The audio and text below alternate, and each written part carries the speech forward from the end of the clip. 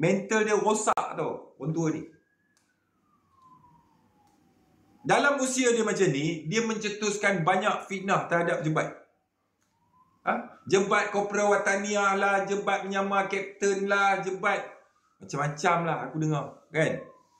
Tapi kalau korang pergi tanya kat dia, ni tuduhan ni semua mana bukti? Tak ada bukti. Yang Jebat cakap tu dia ada bukti tau. Macam mana cerita ni? Dia merujuk pada dokumen rasmi kau tau. Aku yang susun dokumen dia, aku yang buat dokumen dia, aku yang susun semua. Nak pergi mana? Perdana Menteri, KDN, Peguam Negara, Hakim Negara, aku yang dihantar tu semua. Jadi, kat mana yang aku tak tahu pasal dia? Sebab tu orang yang paling dia takut adalah aku. Jadi dah lama dia tak berani sebab dia tahu aku buka dia mulut kalau dia mesti goyaknya. Sebab tu dia diam. Tapi bila berlaku misi Frotilla punya argument, dia masuk menempik. Dia bukan nak cerita pasal membela Frotilla. Dia nak masuk menempik, dia nak tarik berapa ramai bodoh boleh datang divert tengok cerita dia. Bermakna dah tua bangka, hati busuk penuh dendam, tak puas hati. Tapi tak boleh nak fight. Pasal pun dia tak boleh nak fight. Cakap nak saman Jebat, tak saman. 5 tahun dia tak saman aku, tahu tak? Dia sembang lah dia nak saman. Saman apa? Faham tak? Dan setiap dokumen, kalau dah dibawa ke mahkamah untuk tuntutan saman, bermakna dah ada rekod dalam mahkamah. Dan bila kes tu telah diputuskan, dokumen tu semua dah jadi public document. Mana ada sulit dah. Dia pernah buat tuntutan civil terhadap former Tan Sri KPN tu. Tapi dia tarik balik. Mana ada saman civil, dah saman tarik balik, lepas tu nak saman balik? Mana ada? So, kalau tanya kat dia, dia kata dia bukan nak saman. Dalam press conference, dia cakap minta review. Tapi bila keluar daripada press conference, dia jadi takut. Sebab apa? Merompak ni, kalau disabitkan bersalah, hukuman dia mati. Rompak senjata api kot. Jadi kalau review kan, buatnya betul mahkamah kata, tersilap lah, kau sepatutnya dihukum mati. Tak menyesal. Sebab tu, dia tak nak review. Review tak nak. Saman civil tarik. Lepas tu dia nak apa sekarang? Fikir, pakai otak, faham. Cerita dia tu cerita dia. Buktinya mana? Jebat menyamar sebagai kapten. Dia yang buat statement register NGO tu semua, type nama aku kapten lah apa semua. Lepas tu dia kata aku buat. Aku memanglah orang panggil kapten. Dah aku ada lesen kapal terbang. Aku ada lesen pesawat terbang. Memanglah orang panggil kapten. Kan? Kalau aku kena EO masuk penjara jadi banduan, orang akan panggil aku banduan. Kalau aku masuk penjara kerana merompak, orang akan panggil aku banduan perompak. Tapi aku tak pernah masuk penjara. Aku clean, aku tak ada rekod jenayah. Pergilah cek.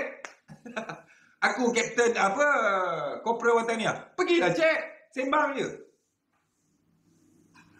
Itu beza dia. Dia cerita, dia manipulate, lepas tu dia kata aku buat. Dulu statement KPN, dia kata KPN nak tolong dia, bawa kes dia pergi ke Peguam Negara. Last kali KPN banjung dia. KPN kata apa? Saya tak janji nak tolong dia. Saya sarankan pada dia, kalau betul kamu ada bukti yang jelas kata kamu kena naya, buat tuntutan mengikut saluran yang betul. Bila tanya balik kat dia, kenapa kau cakap KPN macam tu?